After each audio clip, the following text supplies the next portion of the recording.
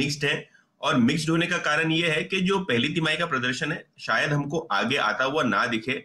इसका कारण सिंपल है, जो एलएनजी यानी लिक्विड नेचुरल गैस है उसके दामों में काफी वृद्धि हुई है, लेकिन कंपनी ने अपने कस्टमर्स के लिए कोई प्राइस हाइक नहीं किया।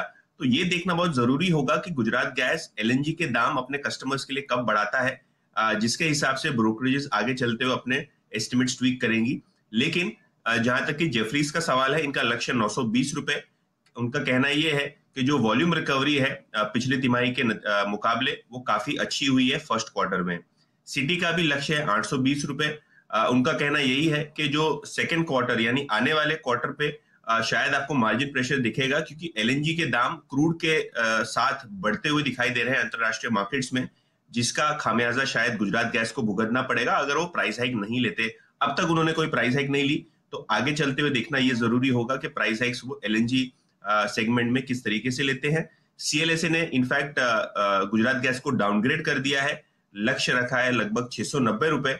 उन्होंने ये कहा है कि पहली तिमाही के नतीजे बहुत ही जबरदस्त है, लेकिन ये रिपीट परफॉर्मेंस होना काफी मुश्किल लगता है उनको। ब्रेकआउट यहाँ पे जो 3 ब्रोकरेज हम ट्रैक कर रहे हैं, उन तीनों का टारगेट लगभग 1150 रुपए के आसपास है और सभी की बाय रेटिंग है। शुरू करते हैं सिटी के साथ, लक्ष्य 1140 रुपए।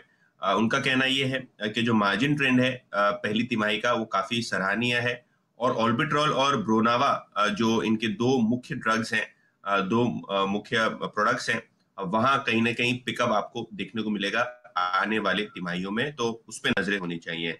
मक्वेरी का भी लक्ष्य बढ़कर अब 1150 रुपए हो गया है। जो पहली तिमाही के नतीजे हैं उनमें कोविड पोर्टफोलियो बहुत चहक के आया है, तो वहां से आपको काफी अच्छी ग्रोथ आती हुई दिखी है। और जो कोर ब्रांडेड बिजनेस है खास करके घरेलू मार्केट्स का, वहां भी आपको अच्छी खासी रिकवरी और सेल्स ग्रोथ पिकअप होती हुई दिखी है।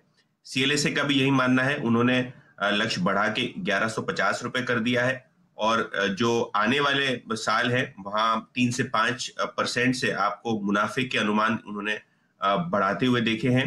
और जो ब्रांडेड मार्केट है इंडिया में और साउथ अफ्रीका में, वहां से ग्रोथ आती हुई दिखाई देती है सीएलएसए को आने वाली तिमाहियों में। तो जहां तक कि ब्रोकरेजेस का सवाल है, काफी अच्छी तरीके से यहाँ हमने टारगेट्स बढ़ते हुए देखे हैं और अर्निंग्स एस्टिमेट बढ़ते हुए देखे हैं। चलिए आप ये देखिए, सिटी ग्रुप की अपोलो टायर्स पे जो रिपोर्ट है वहां रेटिंग है बाय, लक्ष्य है 325 रुपए।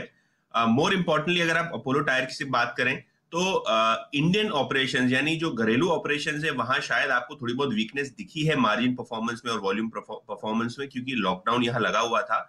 लेकिन अगर आप यूरोपियन ऑपरेशंस देखें तो बहुत ही जबरदस्त मार्जिन परफॉर्मेंस और काफी अच्छे वॉल्यूम्स के साथ कंपनी ने वहां प्रदर्शन किया है। तो यूरोप एक सिल्वर लाइनिंग था मैं कहूंगा, जहां तक कि नतीजों का सवाल था अपोलो टायर्स के लिए। और डोमेस्टिक मार्केट में कंपनी का कहना यह है कि आगे चलते हुए शायद आपको रिकवरी दिखे डिमांड में और प्राइसिंग में, क्योंकि जिस हिसाब से क्रूड और रबर के प्राइसेस मूव हुए हैं, कंपनी ने काफी सारे प्राइस हाइक्स लिए हैं, तो उसका इंपैक्ट आपको दूसरी तिमाही ऑनवर्ड्स आपको देखने को मिलेगा। तो अपोलो टायर्स पे भी ब्रोकरेजेस का बुलिश